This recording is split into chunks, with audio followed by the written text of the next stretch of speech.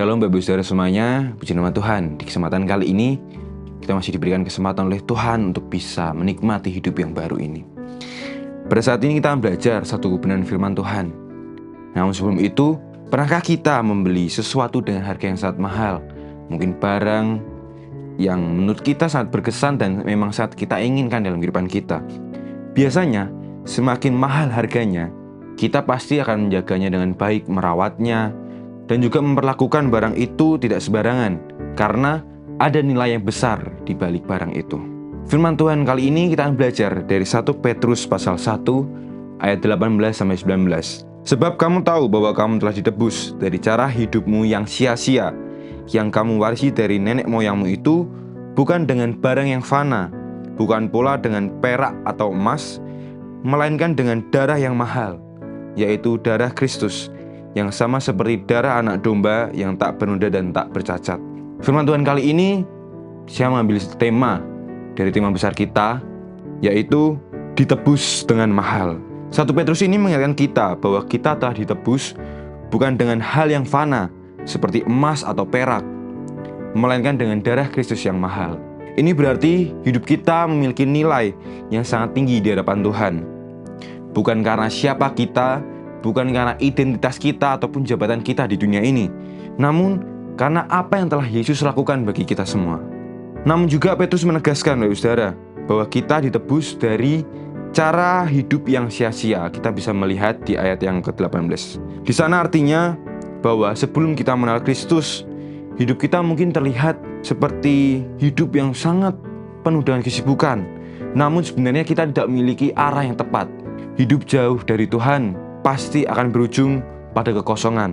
Walaupun tampak berhasil, namun bukanlah itu tujuan dari kehidupan kita sebenarnya. Disinilah kita perlu berhenti dan merenung bersama-sama. Kita perlu datang ke hadapan Tuhan dengan jujur. Kalau kita sudah ditebus dengan mahal, maka mengapa kita masih sering hidup seperti tidak menyadari nilai dari penebusan itu? Mengapa kita masih kembali pada pola hidup lama, pada dosa yang lama, pada dosa yang sama, atau pada hal-hal yang mungkin membawa kita semakin jauh dengan Tuhan. Penebusan bukan hanya tentang masa lalu, namun juga tentang masa kini yang diubahkan. Tuhan tidak hanya menyelamatkan kita dari hukuman dosa, tapi juga membebaskan kita dari cara hidup yang sia-sia.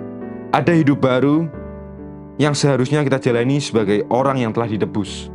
Karena itu pertanyaannya bagi kita semua, bukan hanya apakah kita sudah ditebus, namun apakah hidup kita sekarang ini sudah menggambarkan dan mencerminkan bahwa hidup kita ditebus dengan harga yang mahal. Hari ini kita diajak untuk melihat kembali kehidupan kita.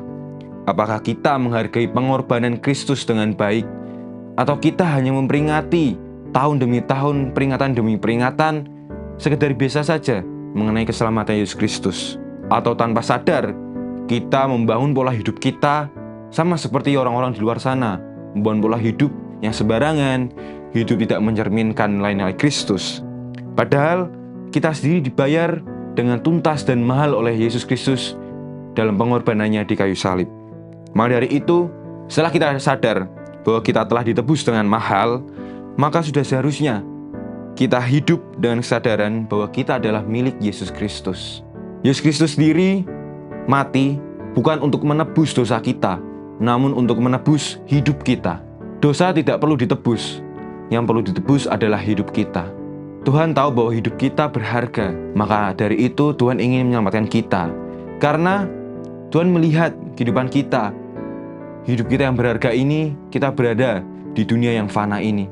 Tuhan mengambil kita, Tuhan menyelamatkan kita, agar kita bisa berada di tempat dan posisi yang baik, di posisi yang benar, di posisi yang memang seharusnya kita berada. Maka dari itu, marilah kita bukan hanya memperingati kematian Yesus Kristus, mari kita meremakan setiap karya keselamatannya dalam kehidupan kita dengan hidup untuk memuliakan nama Tuhan. Segala tindakan kita, baik tindakan yang baik menyenangkan hati kita atau menyenangkan orang lain, hal itu belum tentu bisa menyelamatkan kita. Karena hanya Yesuslah korban yang sempurna, korban yang memang layak untuk menggantikan kita sebagai korban penebusan. Biarlah dari firman Tuhan ini kita diingatkan kembali bahwa karya keselamatannya bukanlah sebuah karya biasa saja, namun itu adalah karya yang sangat sempurna, karya yang sangat luar biasa, dan sebuah korban yang tidak akan pernah digantikan oleh apapun.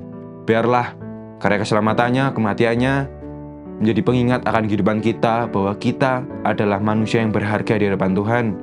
Tuhan selalu memperhatikan kita, Tuhan tidak pernah meninggalkan kita. Biarlah firman Tuhan yang singkat ini bisa menjadi berkat bagi kita semua, dan kita bisa meremakannya dalam kehidupan kita. Mari kita bersatu di dalam doa. Bapa di surga, kami sangat bersyukur Tuhan untuk kebaikan dalam kehidupan kami. Biarlah kami tidak menganggap karya keselamatan itu biasa-biasa saja Tuhan. Biarlah kehidupan kami juga menjadi persembahan yang hidup, kudus, dan berkenan bagi kemuliaan nama-Mu Tuhan. Dan biarlah kehidupan kami ke depan bisa menjadi pribadi yang lebih baik. Di dalam-Mu kami telah berdoa dan mengucapkan syukur. Haleluya. Amin. Tuhan memberkati.